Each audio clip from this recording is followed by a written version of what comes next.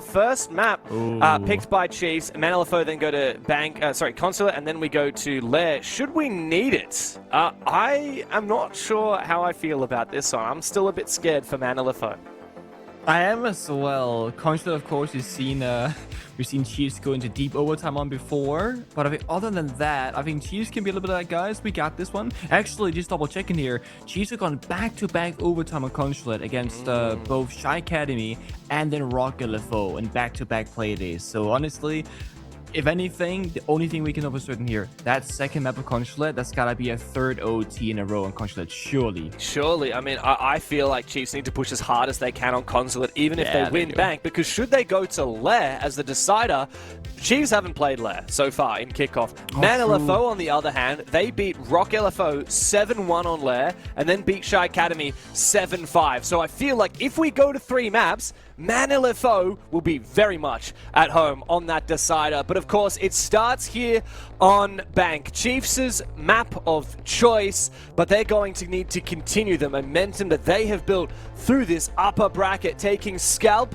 after scalp. First it was Barbie Boys, then Shy Academy, and then finally a big win over Rock LFO. Now it's time to take on Man Esports LFO. There's only one spot up for grabs at the major for OCE, and either of these teams, should they wish to contend EP, will need to lock in first in this lower bracket final. Very curious in the operator bands. I feel like we see a fair bit of variety lately here in APL. We saw in APAC North with CHED Plus some target bands. When it comes to the Chiefs game here in Oceania, we've seen a lot of target towards the shields when they're on the attacking side. But of course, Chiefs here, they're going to start on the defense. Man, I feel they're going to get clear of the Asami and the Kaid. So I like this. You're targeting multiple bomb sites with these operator bans. Sometimes you see people ban, for example, the cast of the Asami. That's going to make top floor here in Bank a lot more difficult. Some teams, they opt for, more utility, like your Smoke or your Goyo or the Kaid, which speaks to basement. Getting rid of the Asami and the Kaid makes basement a little bit easier to attack. Top floor a little bit easier to attack. And gonna give you a lot more kind of spread across the bomb sites. With that being said, something very unusual here, James. We're not starting downstairs in basement. We're actually gonna be starting top floor in CEO instead. This is just giving me flashbacks to ranked. Like, this is every single game of OCE ranked. Everyone goes top floor first, and I hate it. I loathe it. Yeah, it's really weird.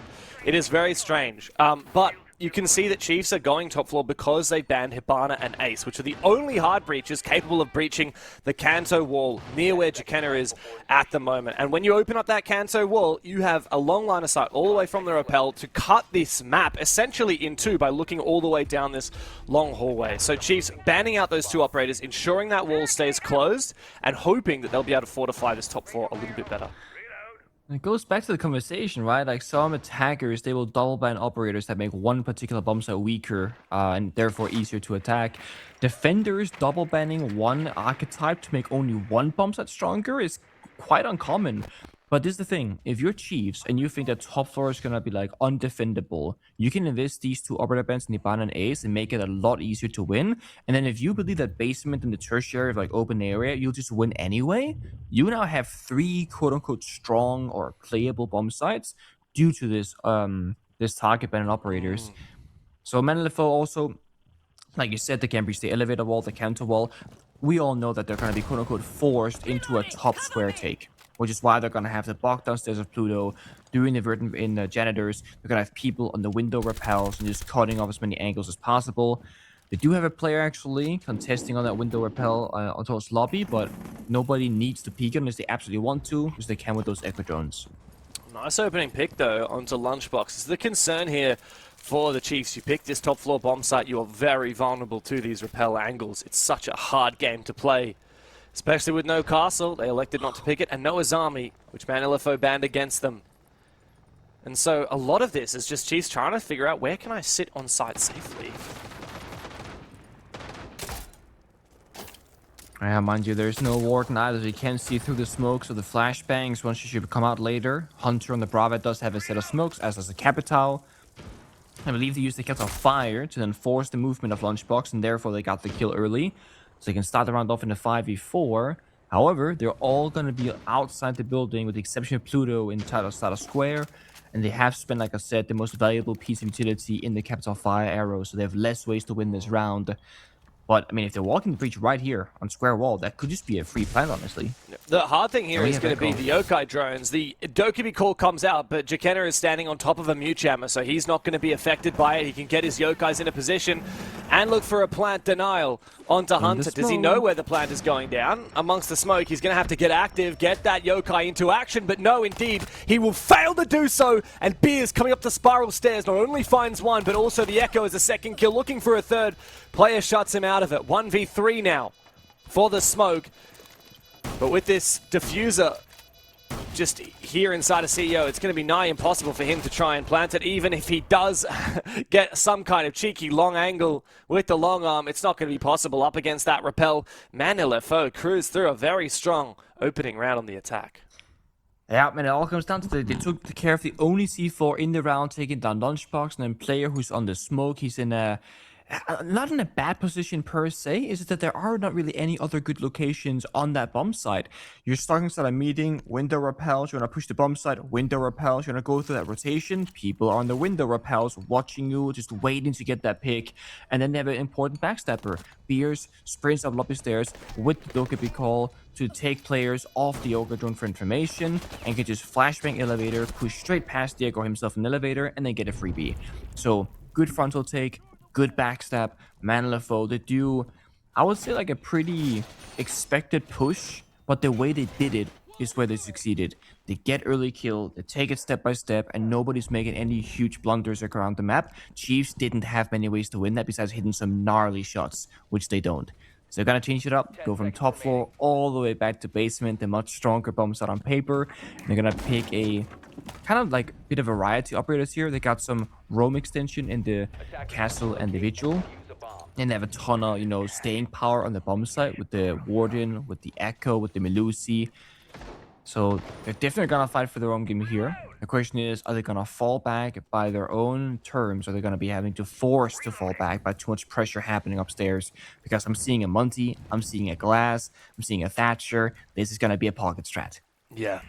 Meanwhile, we could have Beers lurking through Garage. He's going to be able to be invisible to the yokai drones, and Elements, who can take any free map space himself using that Solid Snake. So this is a perfect attacking lineup for Man LFO to really make things difficult for the Chiefs.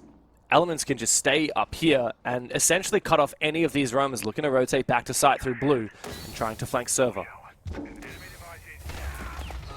A lot of options here. Monty goes on immediately, actually. Oh my god. Planned the wrong spot, perhaps, actually, on the door. If they walked in just a little bit further, you can't get seen from this very hatch.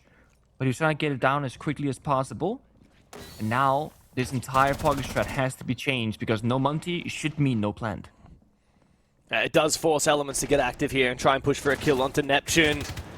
Tries to get active, but doesn't want to overswing here. Meanwhile, the rest of the Chiefs have stuck onto their positions very confidently. It's made it very difficult for Man LFO. They tried to do a real bare minimalist kind of attack, but as soon as one thing went wrong, as soon as player was on that warden and could peer through the smoke, I mean, it's pretty much a done deal. Nice attempt there from Elements, but the round does not last very long at all, and that is a very dominant response from the Chiefs. There is one operator in one location that can get rid of that plant location. That is going to be a warden on the A hatch, because you have the line of sight towards the door and you can see through a smoke. That is the only way you win. The warden is also the only C4 operator that Chiefs had on that round. So had you planted in any other location that cannot get seen by that hatch, aka walking in 2 more steps all the way through the door in towards the reinforced wall, you're actually fine. Warden would have to drop down the hatch, throw out a C4, or somebody would have to smoke bang you without the ability to see through it. So, perfect operator in the perfect location, the real counterplay there coming in from Chiefs. Man LFO. I mean, a quick loss is a quick loss. They don't gotta think too hard about that one. Guys, I messed up. Let's go next round. Okay, back to top floor. The thing is, with the Hibana Ace, like I mentioned in the round number 1, you can't really attack lobby because you cannot get that elevator wall opened up. So, you should be expecting here of your Chiefs that same kind of attack. They're going to go top square, they're going to go stock windows, bombs that repel. That's going to be the execute. So picking a clash up now from relays is actually a power move. Because when you know they have to push one area of the map, you can guarantee that Clash can be in that one location. The way that you do with Clash very commonly, you attack from many different areas, or you don't show your cards until the very last second, and now Clash will get caught in the wrong spot. So should be making the round much more difficult for LFO. Let's see how they can pick it apart. They've got their own counter in the Kali. They can both deal with the castle barricades from afar, and the Clash later on. Ooh. Oof. Unfortunately, he misses one of those. Oh, he's getting peeked, so that's the dangerous thing here. I like that. Funnily enough, the counter to the Kali is to peek him. And that's exactly what Neptune's doing. Thankfully, he's got a really good weapon with an ACOG scope to try and fight back. And you'll see, even at that kind of range, Pengu, that's the amount of damage that DMR does. Beers is just one shot away from dying himself. Those damn DMRs, man. Back in the day, it was a Doc ACOG scope peeking you. That's how the Kento call-up came to be. He would play that Doc operator. Elements goes down as well. Player with I guess a long-range shot from meeting through the rotating janitors onto the window gets the kill. Pluto pushes on in and go 1-for-1 in blows. Yeah. Taking a bit of damage, though, especially from that barbed wire there for Pluto. Feels like Plan A has gone out the window here for LFO, but because they found that second pick, it might just be achievable to go for a Plan B to desperately try and find a little bit of ground. The problem is, Chiefs don't have to over-aggress here. And actually, Sharky's inside. I don't know how he managed to successfully rappel inside. Unfortunately, Lunchbox for Hunter is going to be the demise of him. Flanking from down below an open area. Great shot, though, from Pluto. 3v3 looks winnable here, especially with Beers taking down Jakena. Now Relays has to have maximum value on this clash, as Lunchbox down below might be able to look for a plant spot. Might not matter. I think they might have some kind of information, perhaps. Big kill, though, from Lunchbox coming up the main stairs. Him and Relays have every reality here, every opportunity to find this clutch, but they have to win this 2v1 first onto Pluto, who finds a 3k, make it a 4k for the Ash. Big round from Pluto. LFO steal a second attack. And it's just a quick punch, really. It's just 3-2-1. Let's send it in throughout the bomb site. Sharky had raveled in on the capital saying, guys, this area is clear, this area is clear. They can only really be in these three locations. That's going to be janitors, that quad window room, and then, of course, top main where they hear the clash just walking back and forth. So Pluto walks in, pre-fires the Aruni. That's the first kill. That gives them bomb site control. Then what happened kind of off screen, and we saw it very briefly, the Bok had jumped in stock room right there with the yellow ping too. So they sent in the Solus downstairs, right there, gets the vertical kill, while the Clash is getting yellow ping formation and the slow. So when the defenders make a play trying to punish the Bok, that's when Pluto at the same moment walks in towards the bomb side. So you're punishing the enemy's play with a play of your own. But because it was a 2v1, Solus and Clash just dealing with the Bok, it means you have numbers advantage on the bomb side in that 4v4. Because they're -2, you're -1, you're playing 3v2 effectively. So really well read there from LFO, very quick to their decision making, and that is how they find their second round victory. It makes you wonder if there was a world where the Solus could have tried to deny from below while the Clash scattered for info on site, but so many what ifs here. I mean, we know in reality the bank is a very hard map to defend, which is why LFO picks the attacking side. And yeah, credit to LFO, they've got some good attacks, but I expect that Chiefs will be able to reply in turn once they swip onto that attacking side as well. So really it's just about get 2 or 3 defenses and then Chiefs will be very happy. There is also a quote-unquote concrete plant spot on top floor of CEO. It's a very, very small area and meeting, so I think the worry there is if they plant on the non-soft destroyable floor, Clash is playing 1v3 while they're planting, and that's not really ideal. So they're saying, hey, let's just try and take the gunfights before they plant. You know, get down to even numbers, get into a stable position. But then the other issue is that the Solus player was very low on health from a fight earlier on. So Lunchbox was taking a fight with like 30 health versus full health enemies. That's not really going to go very well necessarily. LFO now double shield duty. They got the Blackbeard, they got the Munty, and another one of those pocket niche operators, Aura, seeing some play. She's been buffed. She can now shoot her gadget from, I think, 25 meters away. It's actually from 2 million light years. Yeah, sorry, it's 2 million light years of distance. And they also close 3 times as fast. It only takes a second upon activation to fully close the attacker, which is nasty fast. Really cool way to see it in action there from Elements. However, player goes for a big peek and takes that Rayora down. Now the gadget will still be active, but the entire point of picking that Rayora was to more safely look for a way into that top floor, and it was anything but safe for Elements. The vert angle is being held by Jakena on that janitor door. The issue is, like I said, there's 2 shields in play. And a Nook creeping downstairs, a Solid Snake getting information.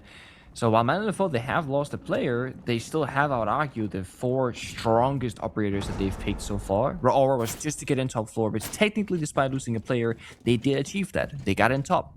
Now they can do, hopefully, a little bit of verticality maybe with their guns, just to try and force out some of those player positions, but if not, just do this. Walk on in with the shields covering your face and clear that map control. They still got almost a full minute to work with. Oh, interesting. Beer's going to go for a lurk below. Oh. I love seeing the Nook DMR, by the way. New addition, ever since Solid Snake came out. But player is the one that he is hunting at the moment. He's all the way down in Vault Lobby. What's he doing? Beer's down there. It costs a lot to invest an entire player to go for a lurk all the way down in the basement. But if he can flank onto player and find that kill, it would be massive. And they know that his rough location is going to be server stairs. Does he have to read, though? He does not.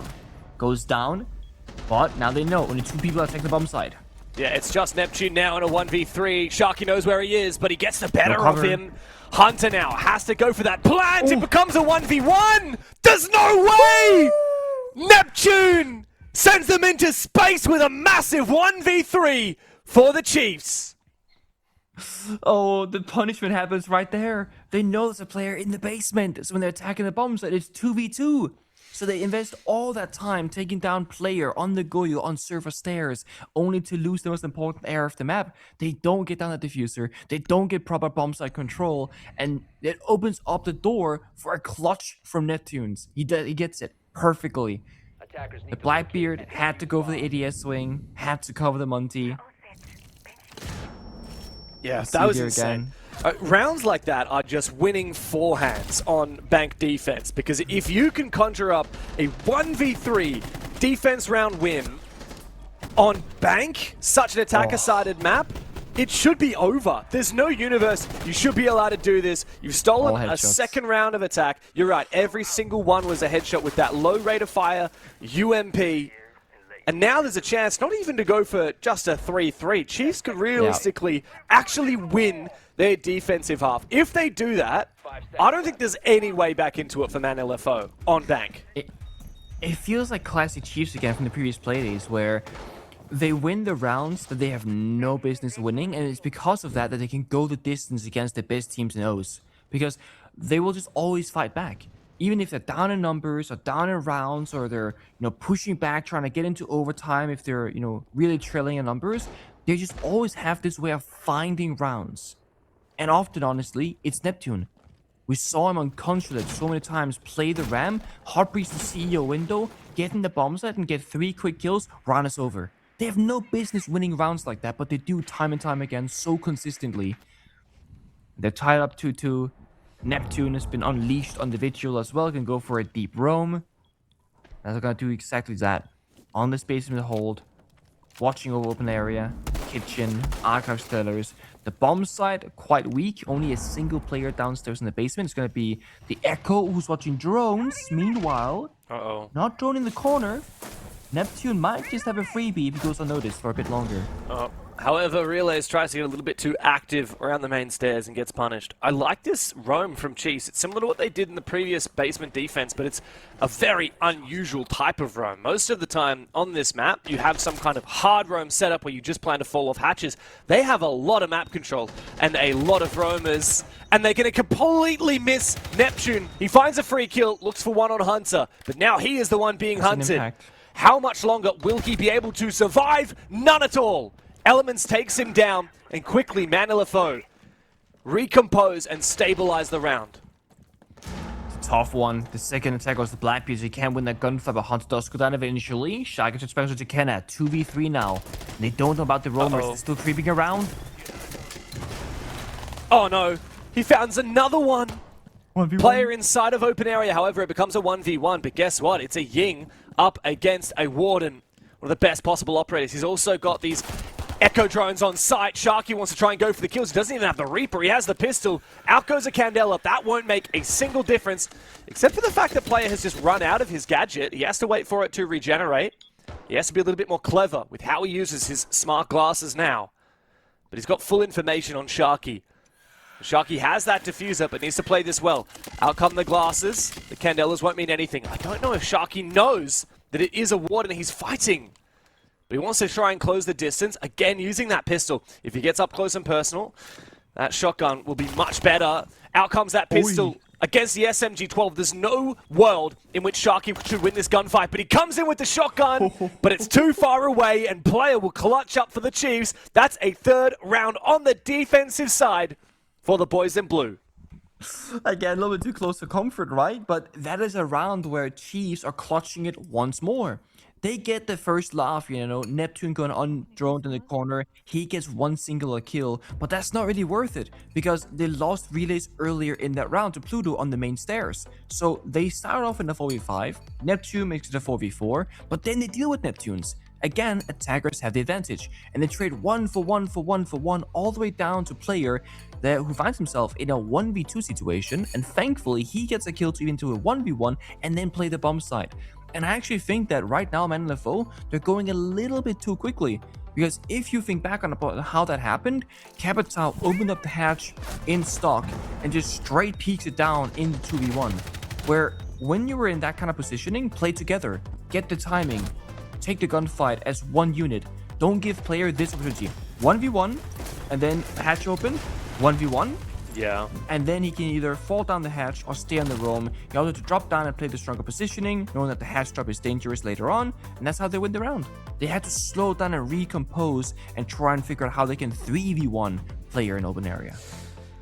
It's funny, isn't it? The perfect situation for player in that 1v1 is going up against the operator that he hard counters directly, who also is running shotgun and pistol, which means that player can completely dictate those fights. I think as soon as he's getting shot at by that pistol, he can probably guess that that's a Ying shotgun. And he doesn't even have the Reaper. I mean, if he's going up against a Solid Snake with the F2, if he's going up against, I can't remember what other operators they had, even honestly the Grim. Like, there's not only util that is going to be helpful for Man LFO's attacking player in the 1v1, but a better gun to try and get it done with. So, unfortunately for Sharky, he really kind of found himself in a worst-case scenario. But ironically, we've just had 3 rounds of clutches in a row. Firstly, it was Man LFO on the top floor, Sharky technically winning that 1v1. I mean, it was actually Pluto who traded directly in a 2v1, so I guess it's not really a clutch. But then Neptune winning his 1v3, player winning his 1v1. And like we've reiterated on, like, this is an attacker-sided map. You shouldn't be winning 3 defenses. Chiefs have already hit and exceeded the mark for par on Bank. In a way, winning rounds of clutches is like a dangerous way to win, because you're not really winning off like your own success and, like, you know, strategizing and counterplaying or whatever else. You're winning because you're more clutching than your enemy. But this is the perfect place probably to clutch. Like you said, it's on the weaker side. If they don't clutch, maybe they get a 2-4 half, then they gotta go 4-2 on their attacks. That's super doable if they play well. When they can get this 3-3 or 4-2 half by clutching up, all of a sudden they can win this a lot easier come side swap. The only question mark is, this might work against the Man LFO, but if Chiefs were to win here and go to the grand final against Enterprise, these kinds of clutches probably don't happen as frequently, because Enterprise will just be just a little bit better than Man LFO and a little bit more clutch themselves.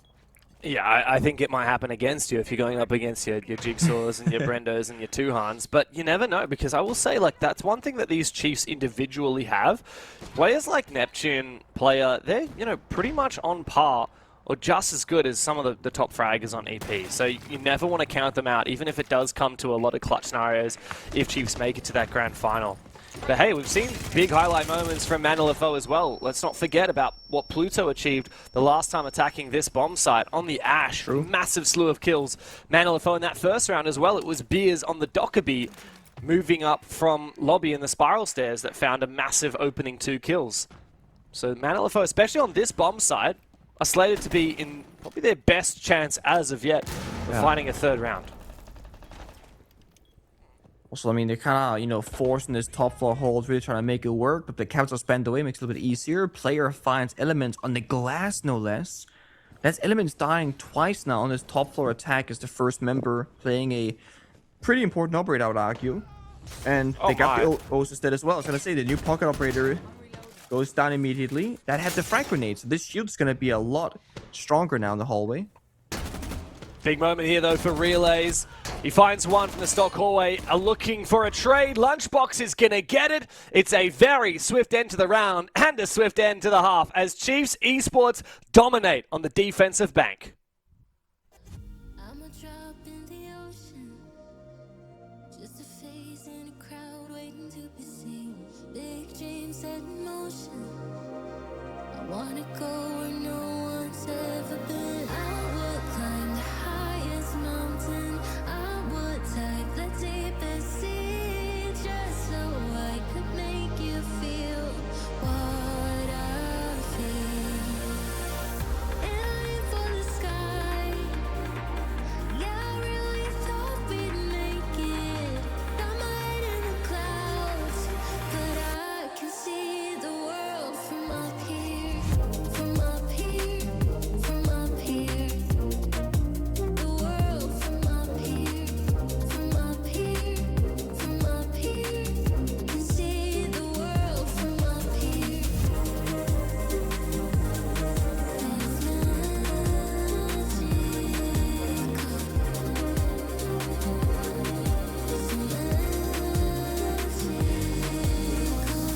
Go ahead, call me crazy. I always see the good in everyone. Blue-eyed and naive, wow. Way up here, I can see the sun. I would climb the highest mountain. I would dive the deepest sea, just so I could make you feel what I feel. Aiming for the sky. Yeah, I really thought we'd make it. Got my head in the clouds, but I can see the world from up here. Yeah, I can see the world from up here. Yeah, I can see the world from up here, from up here. How do you get back into it for Man LFO on Chiefs' map pick when you're down 2-4 after you picks to start attack? It's a grim state of affairs for the would-be underdogs, but it's not over yet, and Consulate could be a little bit better for them. We set the stage pretty clearly, Pengu. If they go to Lair, if we end up going the distance, Man LFO should drastically be favored on that third map. But if Chiefs are this dominant on their map pick, yeah, I'm not sure we will get there. It's also a matter of how they've lost the last couple of rounds. Like, yeah, Chiefs, they were clutching, they were doing well, but those were, again, they were clutch. It's a very close round. That final round in the first half, that was a stump. Man LFO barely entering the building, only winning a single gunfight, getting traded out left, right, and center, and you see it right there. It wasn't close at all. So the momentum, it shifts. The confidence gained now by Chiefs going into the stronger side of attack here in Bank, that's going to be problematic. Now, one thing that you can kind of do to sway that favor maybe is do some really good operator bans. Man LFO have opted for a pocket ban of their own, right? The Monty, okay, that's a Jakena target ban. It's going to take away some of the stability that they can get, some of the IGLing and structure. The Sense ban, however, on Bank, extremely uncommon. So we gotta see Man LFO now have like a really good outcome. Otherwise, you gotta have to question, what is that Sense been doing right here? And is that the best operator they could possibly ban given the situation? Chiefs are big fans of the Sens. We've seen it from them a lot. They love using it to look for executes and get plants down, especially while countering the bulletproof cameras and the Maestro and the Warden, which do see an appearance. Otherwise, counter the smoke util. But the other thing is that Sens is one of those operators that brings tin can openers. So when you ban out the Sens, you force Chiefs onto another operator that needs to bring the can openers. In this case, though, the Nook is actually such a good pick on Bank basement because she's fantastic for pushing Garage, but she's also got can openers for a bit of team utility as well. You can do that at the start of the round, and then go and lurk in Garage at the end of the round.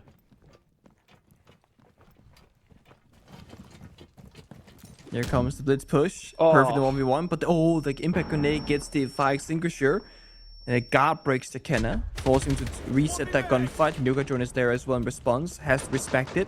And Pluto takes down Lunchbox, so this roam is very much alive. Yeah, wow. Hunter is so good on that Echo. And while he doesn't actually enable that kill, that's really thanks to Jakenna just not exposing himself for too long. And unfortunately, though, while Lunchbox dies, Beers is traded back. Now, that is a worthwhile trade here for Man LFO, because it's the Hibana that they took down. But the job's not done yet on this roam clear. Still Hunter and Pluto both alive. Pluto solo in open area. Hunter on the verge of dropping down that elevator hatch. He really needs to survive here. There was a world where you say, guys, we killed Hibana, fall back and play safe, but look at the attack in secondary utility. Both the Nuke and the Ying with can openers. That's secondary heart destruction. They can open every hatch and every wall that has not yet been done so by Man LFO themselves. Candella's gonna force back Pluto. Gonna drop down the elevator hatch as well. This is the roam surrendered with just about a minute to go. Equal numbers 4v4. Jakenna still has the blitz, so a plant position late round is still very much available. And there is no more C4. Yeah, but there's just the echo for plant denial here, really, isn't it? But the thing is, those yokais are being hunted down by the Brava drones from player. He's already hacked 2 gadgets. Now, I don't know what those gadgets were. They could have been yokai drones, or they could have been the Banshees from Malusi. Either way, that is immense value. There's now a Brava drone at the bottom of the main stairs. When Chiefs look for an execute, they might be able to send that Brava drone in to try and hack those yokais. I think I used 2 more yokais alive, 1 watching the main stairs, or actually 1 watching lobby, and 1 ready for the bomb site, and 1 also by the corner hatch. So they have 3 yokais left remaining, 1 for the flank, and 2 for the plant. 20 seconds. And no easy way to deal with these yokais, as you said, besides the Brava. And that yokai now will not be able to stun. He's going to have to rotate a second one over, but there's some information at least on what's happening. Player, though, down the main stairs, doesn't need to deny the plant. However, the yokai comes in again. It does indeed deny the plant. A massive clutch up from Hunter on the Echo. Despite everything Chiefs threw at them, they didn't address that second yokai drone. Oh my days. So the yokai actually used the final stun, because you have 2 stuns per yokai. It used the first one when there was about 2 seconds left on the clock, and the final one at the very last seconds in 0-0-0. Because Echo was watching the drones, you have 1 less gun watching for the push. That means that you're sacrificing, covering the bomb site in hopes of winning on 0 seconds. And it pays off massively, because that's what happens. They win on the timer, but they had lost everywhere else on the map. Huge clutch Man LFO, and it comes down to burning enough time on the roam game before falling on back. And it's why it's so important to min-max as much as possible, staying on the roam, when to drop down those hatches, and just try and get every single second out of it that you can.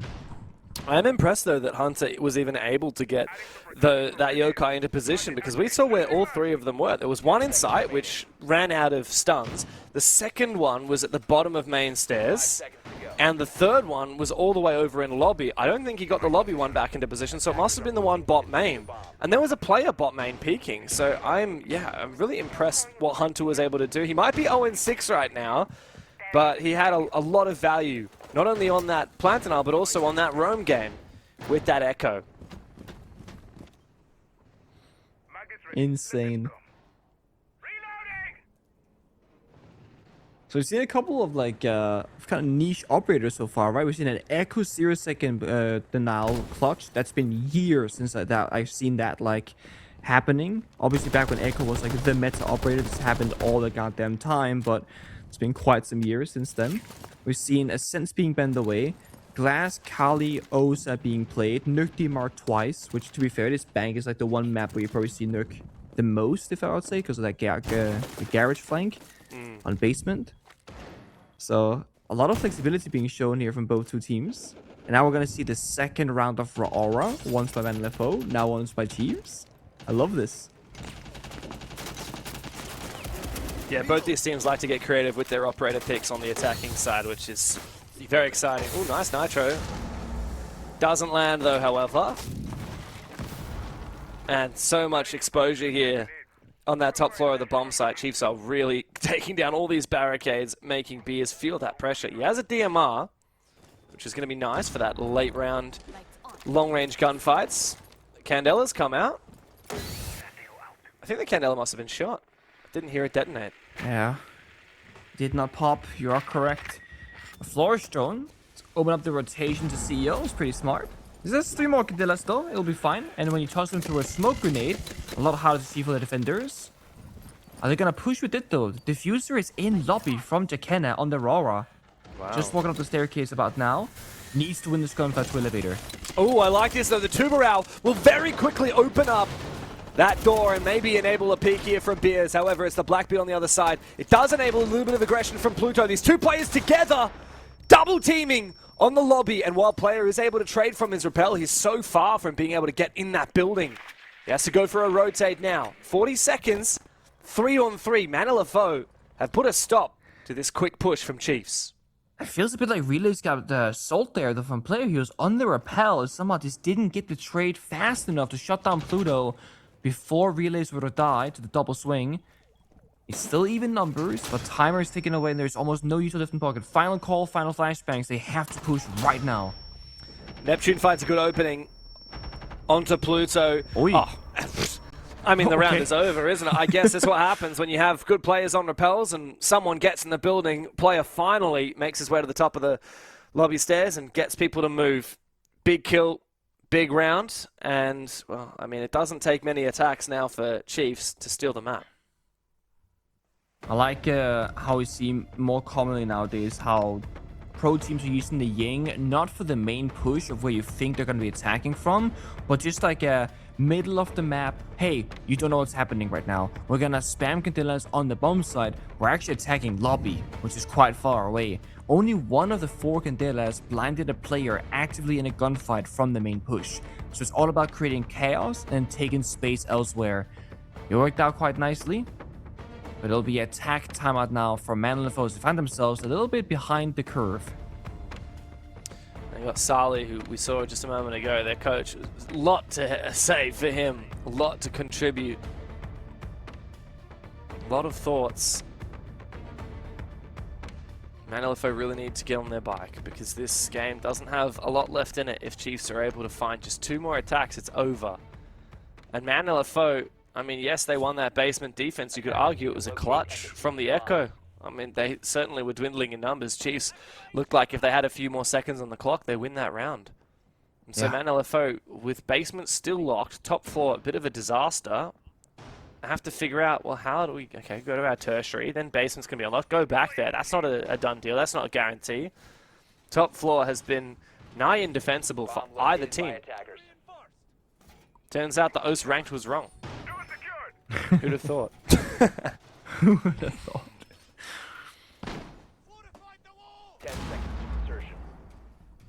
Bomb site rotation is always it's always a weird one because, like, you know, you can make the argument that even the weakest bomb sites, like the 4th option here by Tillers and Archives, it's a bad bomb site, it almost never wins. But likewise, you also never attack it, so you have way less experience with strategy and knowing every single angle and how to play it. Yeah. Sometimes the element of surprise is worth it, isn't it? Wildcard went to bar on the final round of Clubhouse in NAL, and they won it. And I think there was a tweet I saw which is like, the one thing I've learned is that if it's 7-7 match point, always go bar. Always go to the unpredictable bomb side. Rogue did it first, baby. Really major against Space Clan. Yeah, that's how they won. It was the 5th map in a banger best of 5, and they went the bar on Clubhouse, and they won somehow. Oh, was that a peak, or was that? I think it must. That must have been a peak, bro. It's still too close to Windows, I think. Is that he's got window bang? Yeah, I'm not sure. Either way, good night to Beers. After attack timeout and you want to talk strategy, one of the worst ways to lose a player is like that. Because was that necessary?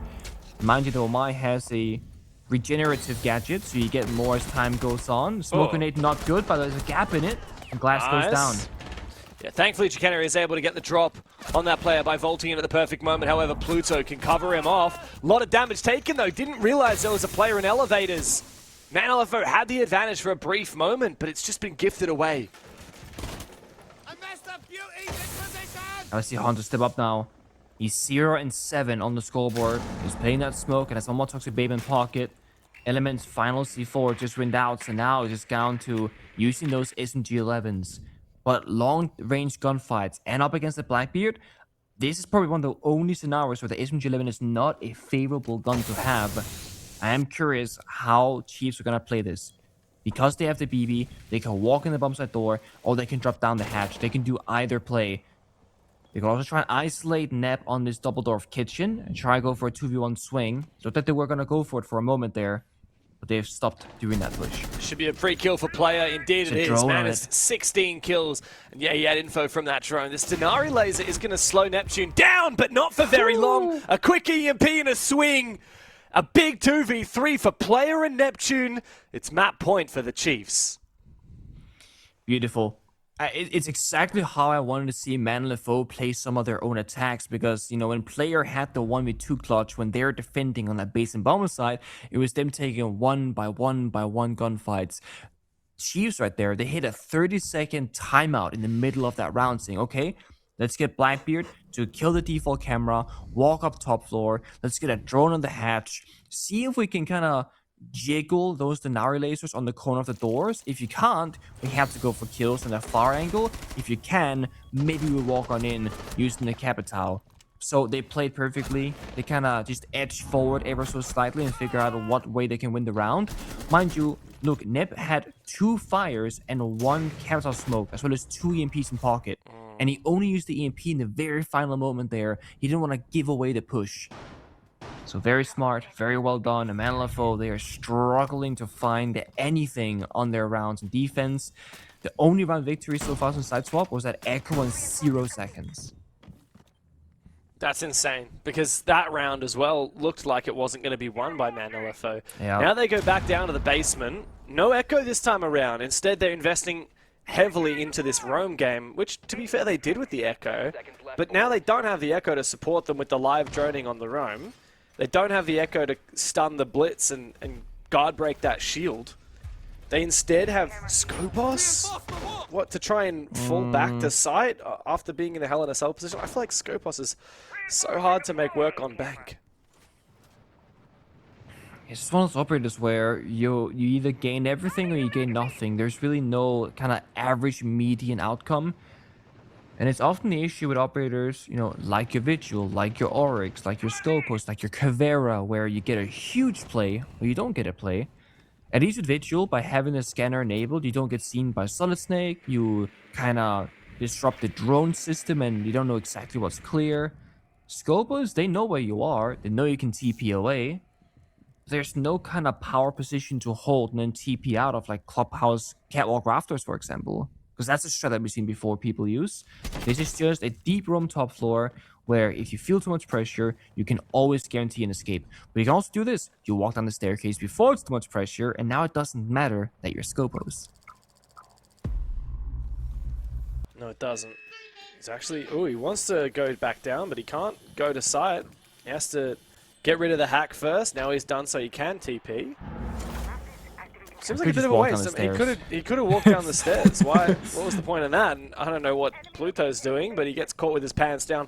Thankfully, the pick here from Man LFO is onto relays, the Dockerby, probably the most valuable.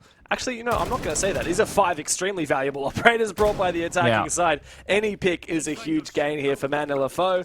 However, it's Neptune that finds another one. Beers will go down, and this roam is being picked apart without too much of a sweat broken by Chiefs.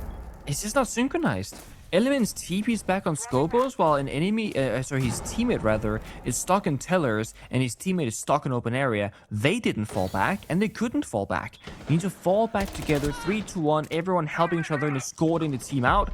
Now they got a glass and garage with smoke grenades. They're planning with the blitz. There's only 2 C4s, but not in the right location. They want to run over. They toss it out, but it goes wide. They miss. Complete miss, and the Warden here is the one that has to have an impact. The Warden realistically needed to be peeking the glass inside of Garage, but it's not going to happen. In fact, it all comes down to just elements.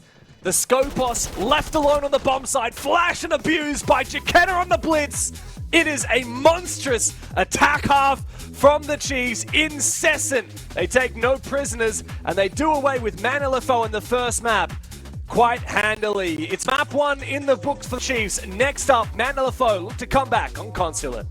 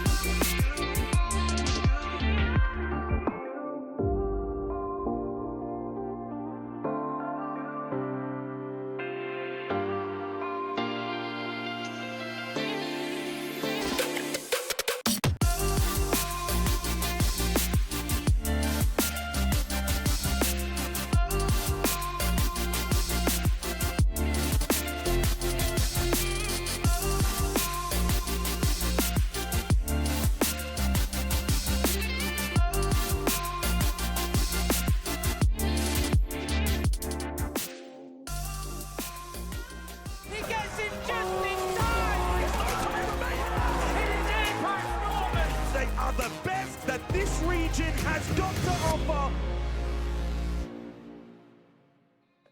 The first map leaves Man LFO in pretty dire straits, Pengu. Chiefs, I mean, they looked pretty solid on defense, and it just got better and better, and then they moved on to their attack, and then it was just lights out Man LFO. Yeah, like we said, right? If you're gonna be clutch on the weaker side of defense and bank, and you just play a usual attacking side, it's gonna be completely wraps. Sadly, that's the story of a map that has a favorable side, and the issue is it's not gonna get better if man LFO, because bank might be attack favorite, but Consulate, map number 2, is gonna be heavily defender favored. So if Chiefs can stay as clutch as they have been, I don't think the story's gonna change. They gotta shut that down. That's the thing. Man LFO got to pick the favored starting side on bank. They started attack, they weren't good enough. Now they're gonna start on the unfavored side on Consulate. And look, if your attacks are bad on bank, then don't have a lot of hopes for your attacks on Consulate. Yeah, very bad news. And moments like this, Neptune's 1v3 really solidified Chiefs' eventual dominance on that map. Even though we did have some good moments from Man LFO, that defense clutch that they won with the Echo, it was big moments from Neptune and Player that really got Chiefs such a dominant win. And in the end, yeah, just a lot of questions, perhaps a lot of frustrations even for Man LFO. Yeah, I mean, big praise to Chiefs as well. They're actually giving Player and Neptune so much space in the server to make plays when they see them. But at the same time, Player played Glass, he played Blackbeard, Neptune played operators like the Capital. It's not that they're giving these players like the Vigil and the Dokkaebi and the freedom to go wherever they want. They still have a role in every single round, and they gotta use the utility. But if they see a play and want to go for it, they're being allowed that freedom, and they are dropping some absolute crazy stats. 17-4 for Player. And that's not his first time doing this. 100% cost. He did the exact same thing last playday, and they played it before that. 100% KOST over 10 rounds is pretty insane. 4 opening kills as well. Massive impact from Player. That doesn't even credit him his big clutch as well that he got with big 3K, big clutch. Neptune had a big 1v3 clutch as well.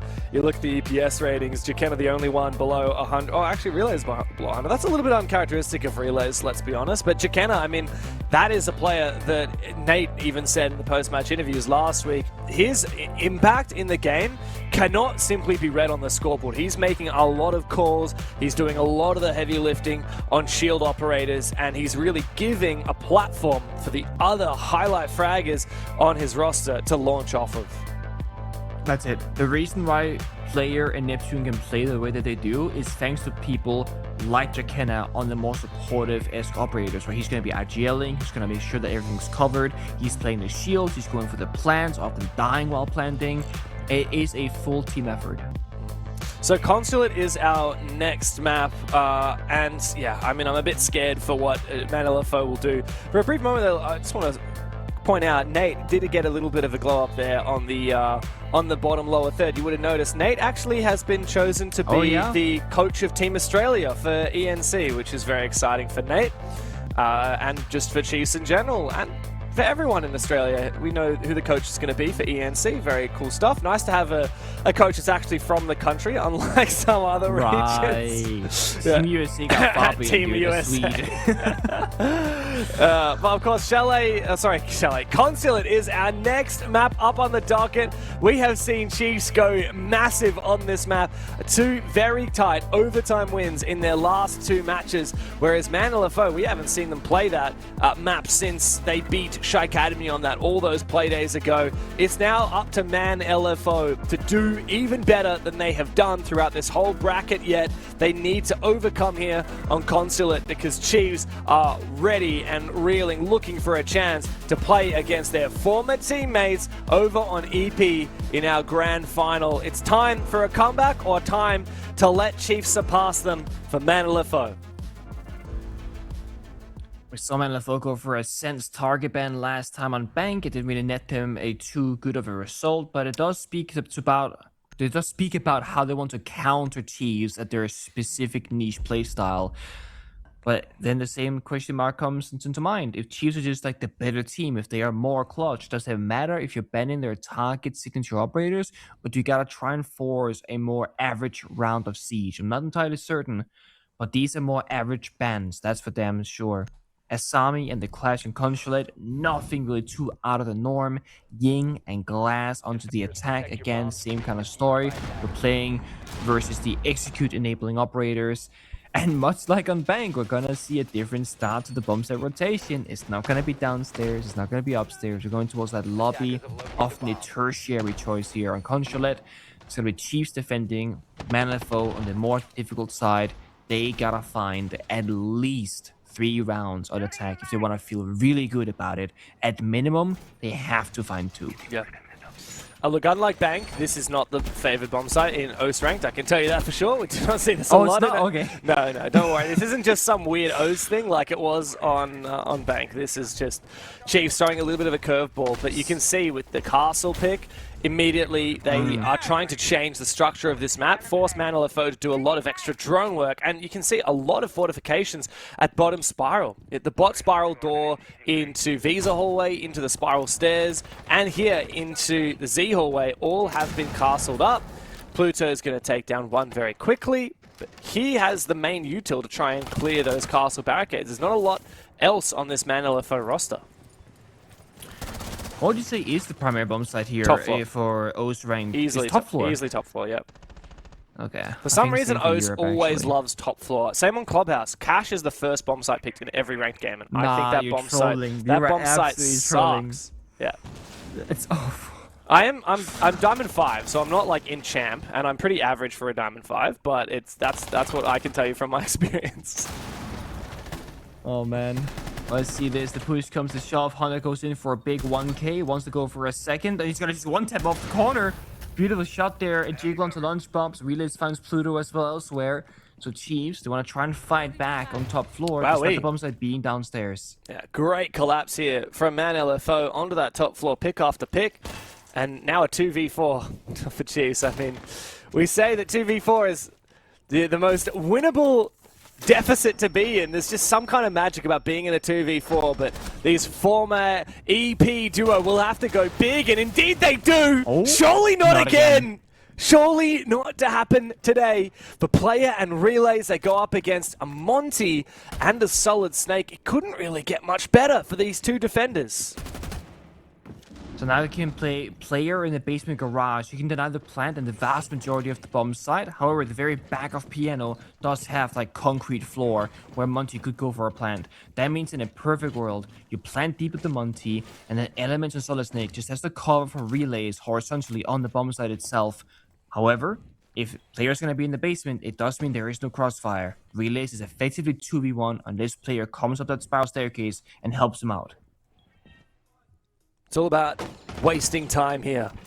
Information for Elements, thanks to the Solid Snake, he knows about Relays. Relays is low HP. That nade is good. He needs to try and go for the kill, but instead, no, he tries to go for the knife. Comes down to player. The castle barricade might give a little bit of a sound cue. The thorn traps on site make it awkward. That is a missed impact grenade. He needed that impact in the late round to take a fight against that Monty. Now he needs to deny this plant before it goes down. In a post plant, this is nigh unwinnable. But first, he will need to take the fight to Elements, who gets the better of him first. A banger start for Man LFO on Consulate. Oh, I'm not a huge fan of that, I gotta say, for the side of Chiefs. Either you play the solids downstairs and you surrender the bomb side. Let them get inside. Let them try and go for a plan. You can just deny it, or you play the side together. The whole back and forth, one guy below, one guy beneath, like, I'm not a big fan of that, honestly. And then they had Castle Barricade and a spiral door, which was never communicated for player. He was obviously surprised when he went up that staircase. Bit of a shame. Yeah. Bit of a scary moment there for Chiefs. Hopefully they can fix their problems, but, you know, they did change things up immediately, going for a different bomb site. The atypical move there from the Chiefs.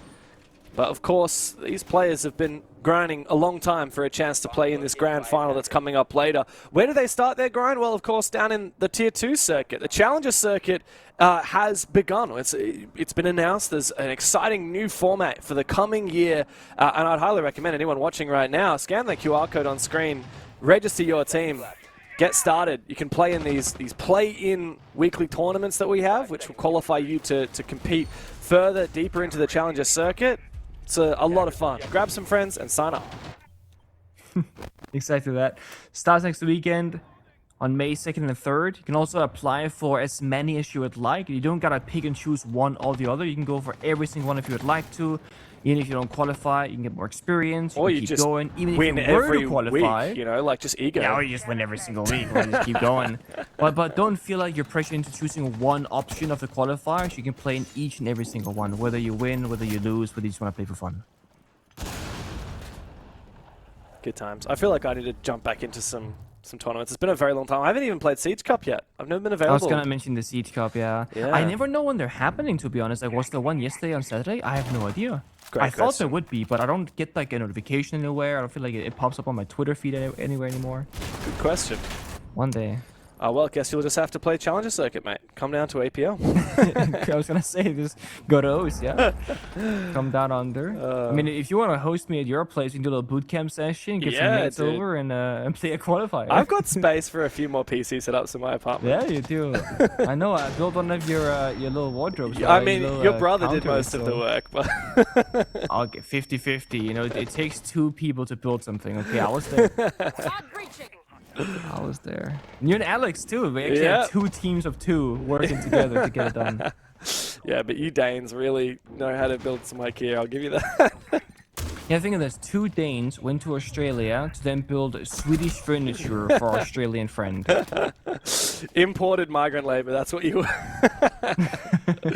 Well, at the moment, it looks like there's a lot of heavy lifting being done in the server today by the Chiefs boys, and they need to redeem themselves after a rough first round. Oh, wow, that is a choice there from Neptune.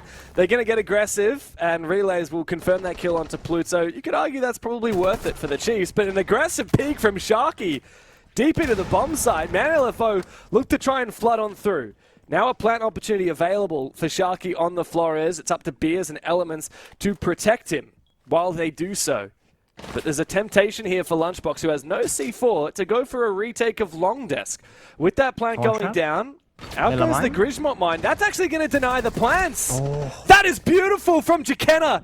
Genius. And he still retains 1 in pocket. It's so rare. We get to see Grismont mines used to deny the plants. And now in a 1v2, Sharky's got no bloody clue where player is. That is absolutely gorgeous from Jekena. I mean, that is incredible. Again, we don't see it very often, and it also came down to the last second of timing. If they wait just a bit longer with that Griswold mine, then all of a sudden, the bomb goes down, you're in a post plant, and you probably lose the whole round. So it comes down to a tiny detail. Once again, Chiefs, super clutch in the late round. I feel like Consulate defense shouldn't be getting this close, though.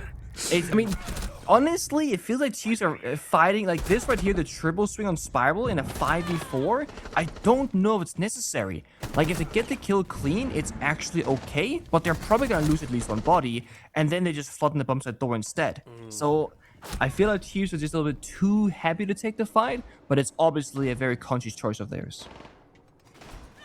They're keeping Man LFO guessing, but Man LFO are happy to play aggressive as well. That last round, I mean, Sharky pushed very deep to try and refrag his teammate who died at the top of Spiral.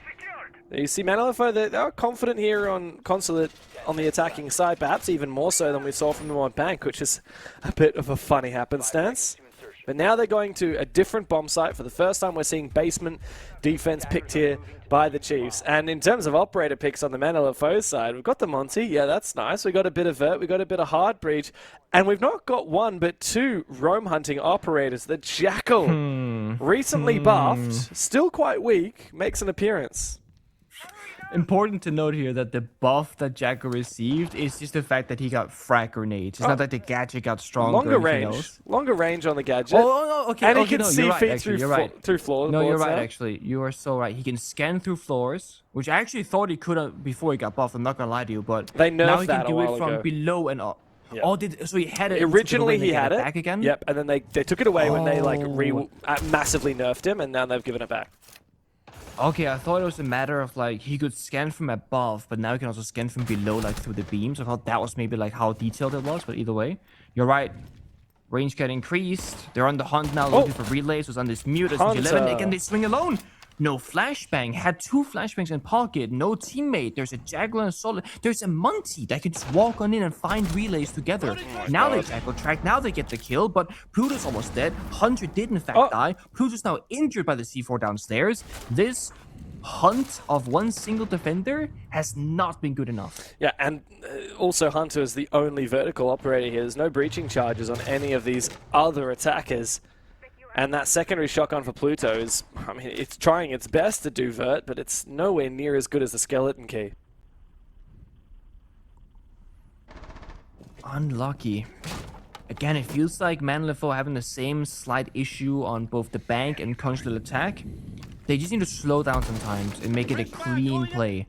I know they're fighting a timer, it's a big map, but you're better off having 5 attackers with a little bit less time on the clock than losing your Buck and almost losing your Jackal. And maybe you'll have 10 seconds more, but guys, that 10 seconds is not going to be worth it. Chiefs are re-aggressing now on Teller's stairs, on Teller's hallway, and they actually bait a swing. Beautiful. Yeah. He gets 2 kills and Monty's alone. Phenomenal there. Oh, another one. Sharky desperately goes for the aim down sights fight. Neptune takes him down. Him and Lunchbox together have been phenomenal. Not to mention Relays with this solo roam early at the start of the round. Now we have Pluto on the Jackal. And he has 4 tracks left in pocket. I don't think at this point it really matters at all. He's got 2 grenades. Doesn't matter how much they buff Jackal. I don't think he wins this. So mind you, they had 3 frag grenades, 4 flashbangs, 2 can openers, and the only thing they've spent this entire attack around is a single frag grenade from the Solid Snake. Everyone else died with full utility in pocket. That is how one-sided this round has been. They haven't even pressed G on their keyboard more than a single time. And Pluto, he might not even try and go for it. There's 5 seconds, 1v4. It is completely over. Wants to get an exit frag, not gonna get it. He's gonna save the KD instead. But during those final 40 seconds, they could use like a quote-unquote mini tactical timeout from LFO, where they can just keep the last attacker alive and discuss amongst themselves, guys, what is going wrong? What happened for this one, and what do we fix for the upcoming attack? Because like I said, they need 2 rounds at the very least here in the attack to have a realistic shot at Consulate. And now they get a chance to go for some operator bans as well, which might help out, depending on what they get rid of on this attacking side or for the defenders. Okay, Mira. Not that it really mattered, let's be real. Did we see any Mira in that half? I don't think... No, we didn't see a Mira picked a single round. So I'm a little bit confused as to what LFO... I mean, maybe they just fear the Mira. They respect it as well. They want to get rid of it. They don't want to have to clear it or deal with it in any way. I feel like Hunter just forgot that Relays has legs. Because they thrown him in break room, and he was about to open up the break room wall as if that information was still active. Maybe he forgot he had hands too, because Relays actually shot back. He's like, wait, he's not supposed to fight back. He's supposed to be free. But again, like the Buck Hunter who runs in, he had 2 flash grenades in pocket. He had the Buck gadget to create line of sight. Like he had so many different ways of making the gunfight more favorable. And instead, he pushes close quarter blindly, without using utility, into an SMG-11 shotgun mute. Like, that is just one of those small areas where you gotta do a little bit better individually, or you gotta have your teammates kind of really back in and say, hey, don't push this guy, let's get the Monty on over. It should just be a freebie. Or it should be Relays having a huge clutch or a nasty shot or a crazy sound wallbang. It shouldn't be you pushing a door, Relays just waiting for it. That's too simple. Almost a spawn peek as well for Lunchbox. Before he puts down his util. I love that. Man's got his priorities. Had he died there, he doesn't have any value for the team except for any potential reinforcements he'd done in prep phase. Like, no rotate holes made, no barbed wire placed, no Ella mines down either. But thankfully, he can come back into it. And obviously, we saw from Jacana on that top floor how the Ella can be used for plant denial. You can also use it to fight shields mid-round. Lunchbox here, ideally, I mean, is going to be up in the face of that Blackbeard when Blackbeard enters the building. If Blackbeard enters the building, because the Solid Snake certainly won't. I believe Relays went for a run out from the lobby door. And Elements goes down. 5v4 very early for Chiefs, and LFO again caught lacking. I feel like these are all very different defensive strategies from Chiefs today than we saw in the last 2 playdays. They're playing this like very, very coordinated, aggressive, synchronized roam game with the castle barricade, impact grenades, runouts. They're seeking gunfights and disrupting Man LFO from ever getting to a bomb site execute. When they played the last 2 play days, it was nothing like this at all. So maybe they've been conjuring this up just to tailor this playstyle to Man LFO. That, or they ran out of strats and they've shown them all, so they had to make some new ones. Either way, it's also looking pretty good so far. Neptune, please play with Lunchbox to your left. Do not swing this alone. The grenade clears the entire table, actually. So now the crossfire is a bit more difficult, which is why Lunchbox will step up a little bit closer to him. Oh, wow. To go for an assist. Lunchbox just made the vert as well, looking down towards Spiral. He actually get a kill off of it as well. Goodbye to Pluto. Oh, no. That's huge from the Chiefs. 2v5 now. Sharky just hoping that someone goes for a flank. Hunter as well. Hunter almost peeks. Jakenna on the stairs. I mean, this is a very grim state of affairs for Man LFO. And Sharky almost dies to that vert as well. Now into the bomb site, but yeah, a plant is not likely to happen. They can try and go for it, but with so much map control up above from the Chiefs, the vertical game comes through from Player, who eventually gets traded, but Relays and Lunchbox together put the round to bed. It's another dominant defense for the Chiefs. Yep, and again, look at how proactive that is. Impact grenades, vertically, fighting together horizontally, extending out aggressively with the castle barricades, and they use some of the castle barricades as like they can do use an impact grenade and they can then run into the enemy, or if they leave the castle barricade up, they know, hey, nobody's attacking admin offices. We know for a fact it's clear. Why? Because we've castle barricaded off both of the doors. So they're both choosing where the attack is coming from and where they can then punish the attackers as well. So there's, I think, too many things happening for Man LFO on the server. And it's also, excuse me, it's also why I think the multi-ban was absolutely genius. Because when you play this chaotic playstyle where you're everywhere, the #1 operator that can give you some of that stability back as an attacker is gonna be Monty. Because if they aggress into you, you have an extended shield. They can't do anything about it. And if they don't, you can just step by step go, hey, I'm gonna go over here, teammate behind me, hold this angle. Now we're gonna go into this room instead. We're gonna clear this angle and just slowly pick apart the layers of Chiefs. So the operator ban combined with the current playstyle, it's just a huge counterplay. And Man LFO are obviously struggling and dealing with it. Yeah. So you said at the start of this game that Man LFO realistically need to go 3-3 at the half, maybe a 2-4.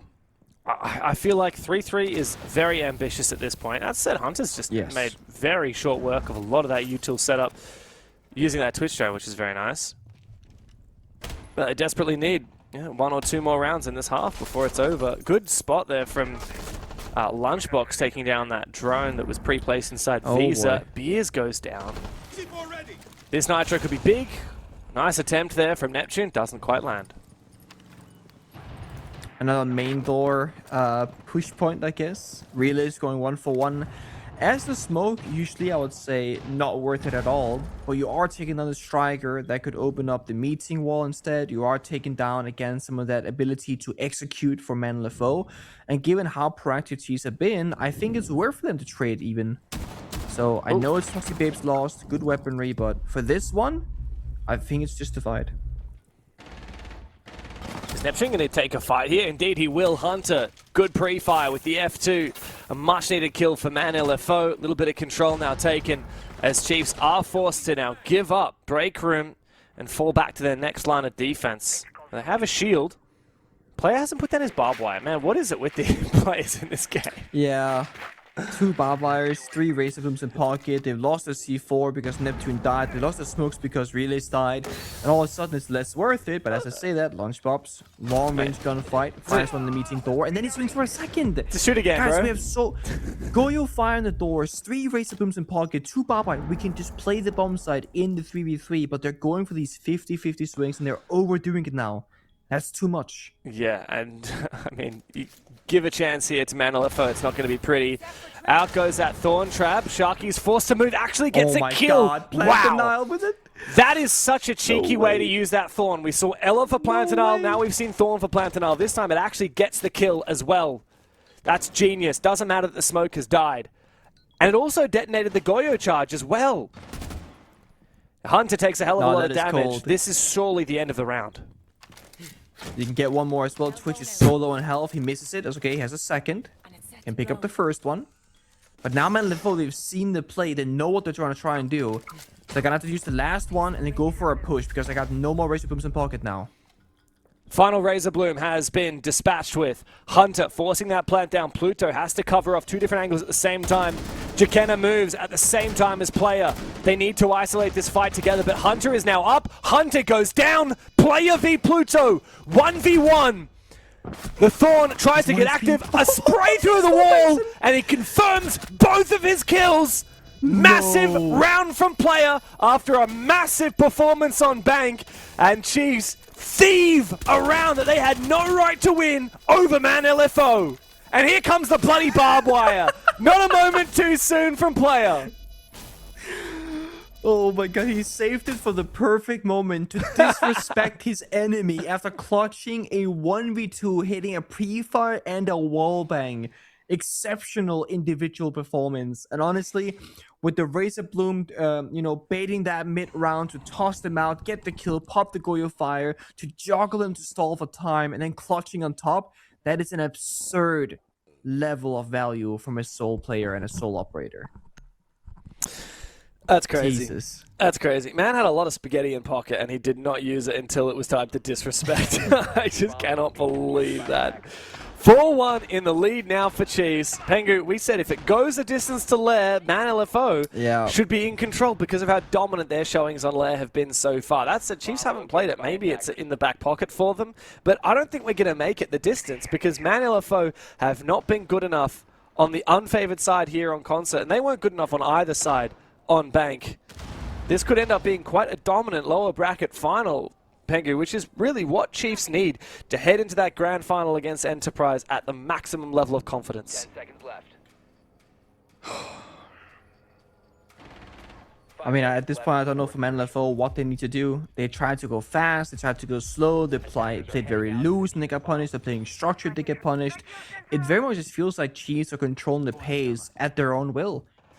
Every single gunfight we saw in that previous round, it's Chiefs on defense choosing where the fights happen and when they happen. And it's just going to be the same story. We need Man LFO to get a clean opening pick, get the 5v4, restabilize, pick it apart step by step, and not lose to any of the individual players in a clutch. The issue is, every single round so far, on basically both Bank and here on Consulate, they have not hit all of those checkboxes. Either they don't get a clean opening kill, or they do, but they fall apart in the mid-round to a player creeping around somewhere on the map, or going for those crazy plays. It's been Relays on this SMG11 shotgun combo Mute Smoke, who's always roaming top floor looking for an entry. And now Nep on the Visa double door has the Solid scanner for information, and has the sound cues to work as well.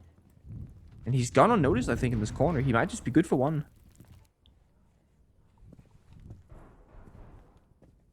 It's a danger here for Man LFO when you know that there are no second chances. Your last shot in the half. I mean, you end up playing so slowly, so cautiously. They need to play cautiously because if they try and skip any steps, they're going to miss players tucked in corners like Neptune and Visa. But if you play too slowly, then you're not going to have any time to execute at the end of the round. There's so much map control to take here. And we need the Vert to be good this time because Hunter was the first to fall last time they attacked this basement. This is scary. You see Relays and Nep, they're just looking for that play. They got good information on the rough low areas that they're playing from. Hunter taking a bit of damage, shot down by Lunchbox on that main lobby hall. And you look, normally you fall back, but he double swings it, then peels on back slowly and surely. And now they're gonna sacrifice the back portion, but Nep is watching it all the way back from Secret. So if they try and change Lunchbox, Nep is there for a freebie. If they go to Yellow Stairs, Relay's got the shotgun. Nowhere is free for the taking. There's not an easy area of the map. And Relay's gonna fly top floor where Sharky somehow finds himself on Capital. What is happening? The bomb site's not here, guys. He's gone for a garage. massive flank. Oh, this is insane. all the way up to reception. Now he can watch the bottom spiral doorway. He's retaken the vert. Oh my god, man, LFO really need to go in and so quickly. Neptune finds his kill completely unaddressed. The back of servers eventually, Elements will shut him down. 18 seconds to go in the 2v3. Relays is still upstairs. He's going for a flank, but Jakenna on the bomb site will lock Elements out of it. Sharky now desperately looks for something, and Chiefs will give him nothing. It's a dominant split on the defensive side for Chiefs as they are one step closer to the grand final.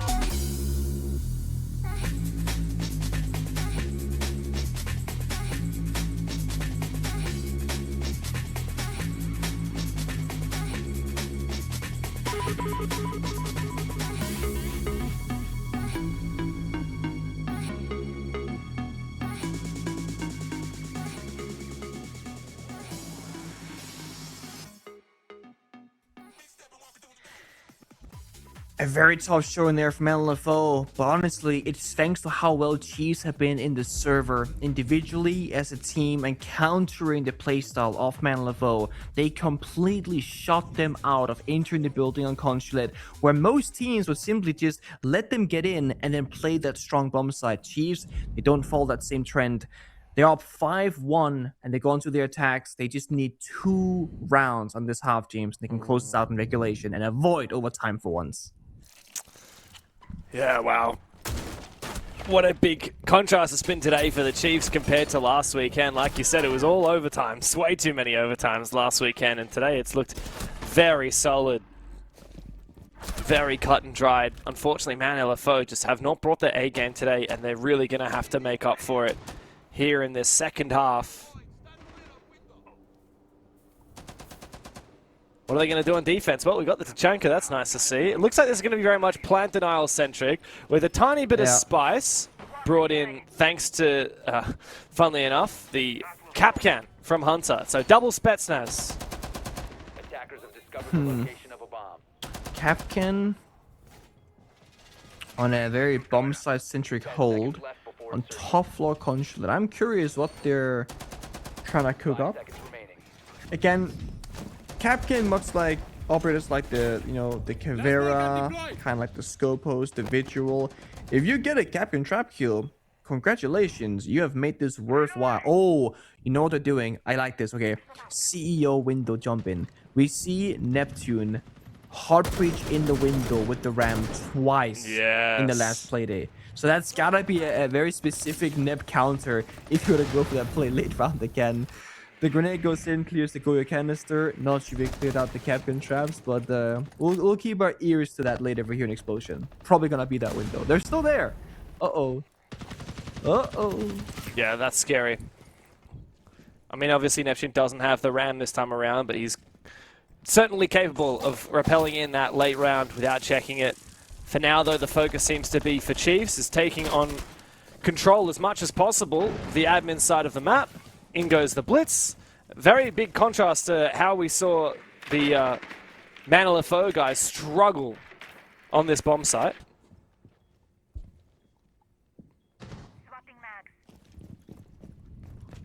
Wait, look at the differences. Chiefs are being allowed into admin offices. They're allowed to peek the hallways. Nobody contests them on the doors. So they're allowed full freedom. Such a big difference from what we saw from Chiefs when they were defending. Not allowing that at all. Now, as I said, there's a Shanka, there's tons of different plant denial, but there's not a lot of ways to fortify these play positions. They're going to rush on in with the Blitz, actually. Time to get active, but Elements is there holding on with the Tachanka. Fortified in his position by the Keeper barrier from the Azami. They cannot cut him down. He's just holding on. A sliver of a position to hold on to as those Keepers continue to be deployed. Lunchbox trying to desperately find that kill. Eventually, Relays goes for a big swing deep into the bomb site. This is very chaotic. Lunchbox now tasked with covering as two players from Man LFO stock up at the long desk. One goes on through. Beers takes down Neptune, eventually injured. A second swing now. I believe that's Pluto. No, perhaps Hunter. Peeking deeper as Pluto's making his way through meeting as well. Good air jab. That gives a little cue. And Lunchbox finds Pluto as well. Lunchbox! Massive cover from him on the Nomad. And despite the chaotic start, Chiefs find an attack round win.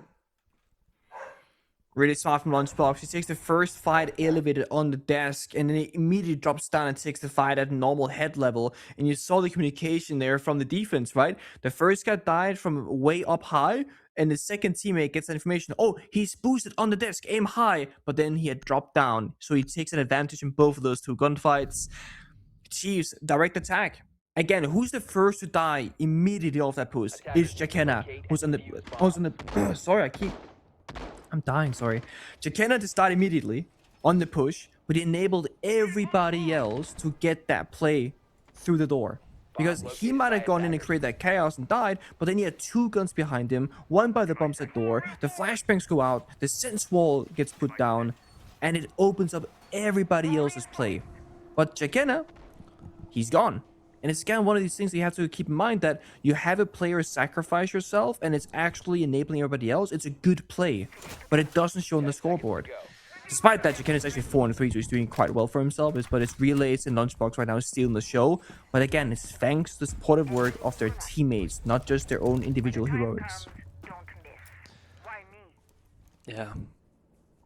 I mean, it's exciting when you look at it from Chiefs' perspective, but from Man LFO's, I mean, Beers is going for a spawn peak, guys. 2-7. And he's got 5 match points against him now. Elimination from contention. Oh, fighting for that major spot. Specchio looking out. So, a little bit of Vitch, a little bit of Scopers, a little bit of let's go for gunfights and see what happens type vibe, or what I guess. Here? I don't know. I feel like they're trying to get the drop on Chiefs, but, you know, they've got a mirror on the board as well, I mean, and a bandit. You've got two kind of rock-like operators on the bomb site. Then everyone else, it's like run a mark and try and cause chaos. Well, I don't think that's going to work with the way Chiefs are reading you right now. I mean, you're playing double trap denial here in the... What's it called? I was going to say the Fenrir. It's going to be the Dinar and the Thorn. So they obviously want to play a quick round. But do you match their quickness by playing heavy roam, or do you play utility? That's the two different styles of it. So far it works out. They get the opening pick. Looking for a mini play out of nowhere. Relays just spawns in the building and takes down Elements. He's looking for a second one as well here. Good info, good recall control with that F2 as well. Beers takes a hell of a lot of damage. I mean, Beers, you could be using your gadget. He finally activates his gadget, but I mean, the jig is up. They know where he is, and he swings for the kill. Meanwhile, Jakena has bolstered his KD even deeper. It's Pluto and Sharky both get detected by the Solid Snake. Now Relays knows where both of these last two remaining players are, and they're being forced back further and further. Sharky tries to support and take down Relays as Pluto retreats back to the bomb site. But the damage has well and truly been done. It's a 4 versus 2 in favor of the Chiefs, and Man LFO are at the end of their rope. Yeah, they are. I mean, how this round started was desperation and gunfights. They're going to follow that same trend. They're watching the flanks. They're ready for it. They get shot down every single time. Sharking the 1v4 with 50 seconds to go. Force that same fate of going for a 50-50 gunfight. Oh, he knows exactly where he is. Sharky eliminated, and it just simply wouldn't be a grand final in OCE without the Chiefs. They are back, and they are ready. Searing with vengeance and looking for a chance to prove themselves on the major stage. Beautiful. And again, they make it quick, they make it effortless, they make it very simple. They say, guys, there's gonna be a game plan. Let's not go off that on paper and just send it home. And they do exactly that. They started a little bit shaky, maybe on Bank, where they were very clutch dependent. But then on Consulate, they were warmed up, and it was just better teamwork across the board. Yeah, I mean, such a dominant game by the end of it. Bank, yeah, it started, Yes. It was back and forth, but I mean, as soon as Chiefs locked in the 4-2 defense on back, it felt like something had shifted, and man LFO, they just could not get themselves into it. It's 7 rounds in a row for the Chiefs on Consulate to assert themselves as top 2 in the region. Now they're looking for a shot at the Kings and a chance at revenge, of course, as well. Man LFO out of the competition, out of the tournament, but for Chiefs, I mean, this is a dream, and it really is a match made in heaven to see Chiefs and EP in a grand final. Yeah, it is. And with how they performed today, if anybody had any doubts about can Chiefs actually go up against EP and have a shot at winning, I feel like this match against LFO shows exactly how good they can be when they're playing at their very best. They're gonna set up that future series so well, honestly. And also great to see everyone individually from Chiefs stepping it up. Obviously, Map 1, we talked so much about player and less about relays. Map 2, relays went 12-4. So yes, we have a lot of fighters on this team. Sometimes they can be inconsistent, but you've got such a well-rounded roster, and I think Chiefs are finally looking like a team that's more than the sum of its parts. Are they capable of taking that next step to an international event? Well, they're going to have to get through a very tough opponent in EP in order to get there. Let's just focus on the Man LFO game for a second. Do we feel like that is the proof that we finally needed? After last week's very touch-and-go overtimes, this is the proof we needed that these guys are the real deal. They are. And honestly, nothing left now for me is thinking, what more do they have in the tank? So can we ask anybody about that? We can. Anybody we can talk to? We can. Jakenna, get in here, mate. We? Congratulations on such a fantastic 2-0. Very clean from you guys over Man LFO. How are you feeling after a convincing 2-0, considering you've had some pretty tough games in the lead up to this point through the lower bracket? Definitely feeling a lot better having it be that easy compared to all of our previous games. Glad no overtime today, so that was a bonus as well. I bet. Definitely. That was the feel when I saw Consulate was, guys, you've gone Consulate twice now, you've gone overtime twice now, do you want to go there again? Jakenna, you guys had what looked like a very different play styles going into this against LFO. Was this you guys running out of strategies and making up new ones last night? Was it a counter-strat masterclass? Talk me through the difference today from the previous Consulates especially. Difference today was our comms mainly. With a lot of our default pushes and our sweeps, it's a lot harder than doing set plays. So our comms are really good today, and that's why we were so on and why the rounds look so fluid, I reckon. Well, I love seeing it. sorry, is that it from you, Nick? That's it. I love seeing it. Cool, That's cool. it. Jakenna, we had a lovely chat with Nate last week, actually twice, and he was singing your praises, talking about all the stuff you do behind the scenes, you know, the dirty work in the rounds, while other people get the liberty to go and, you know, swing everyone. You're playing a lot of these shields, you're playing a lot of these heavy util operators. I wanted to kind of ask you about what the roles are like in this team. Obviously, you've played with pretty much all of these guys in the past, but each of you have come through different pathways to get here. Player and Relays going to back-to-back international events with EP. And now this new Chiefs roster is very different to every team that you've played in the past. What does that look like from a role perspective from yourself and different players on the team? The roles are pretty complicated, to be honest. I would say Nate does most of the, like, on the paper dirty work, and then I sort of do the dirty work in the game, so to speak. And then, to be honest, I'm not really the main IGO. I'd say, like, player Ollie and I, or player Relays and I sort of share it. Like, I do a lot of the late round, but player calls a lot of the win cons on defenses, and then Relays would call a lot of the early round, like, guys, we should go for this, like, this is free, whatever. So I'd say it's pretty split between us three, and then Nep and Lunchbox sort of just shoot them. But yeah, there's definitely a lot to. There's definitely a lot of shared roles in this team, but I would say I've got the short stick, like the shit end of the stick of like planning and dying over and over. So yeah, it's not too fun, to be honest. You went positive on Consulate, so I won't hold it against you. Yeah, congrats on such a big win, making it to the grand final. And look, if we're lucky, we'll speak to you in a few hours' time. Good luck against EP in the grand final. Thank you. Hopefully we'll see you soon. Good. See you, shout out mate. Shan, of course. Shout out Shan. Oh, a lot of respect for Shan out here in the OCE region. Consulate 7-1 domination. What more is there to say? I think Jaketa summed it up very well himself. It was, yeah, a fantastic way for them to get a bit of confidence back after a rocky couple of series. Yeah, I mean, he said good communication. Their comms were flowing, and it showed very evidently that they were just making so many proactive plays and doing it together and having very good synergy. And it's very important you play these maps where it's very execute-oriented, both Bank and Consulate, that you can really work together. Whereas if you play a border, you can have a hero play, just step up, Neb go for a 2k, Lunchbush go for a 2k, but you need to have these strats on these different kinds of maps. Yeah. I am curious, though, if this will affect it going to the EP matchup, because I feel like you have shown so much here on Consulate, you're almost forced to ban it, even though you just played so well on it, I feel like. Yeah, I mean, it's going to be a tough call when it comes to that grand final. With the lower bracket behind us, Chiefs now step up to the big leagues, and I think, Pengu, we might just have a big grand final on our hands. Enterprise Esports undefeated so far in OCE, but they have their sights set on the major. Chiefs Esports look to challenge them for that spot. Our grand final in OCE to qualify the final team from APL through to the Salt Lake City Major is coming up after this.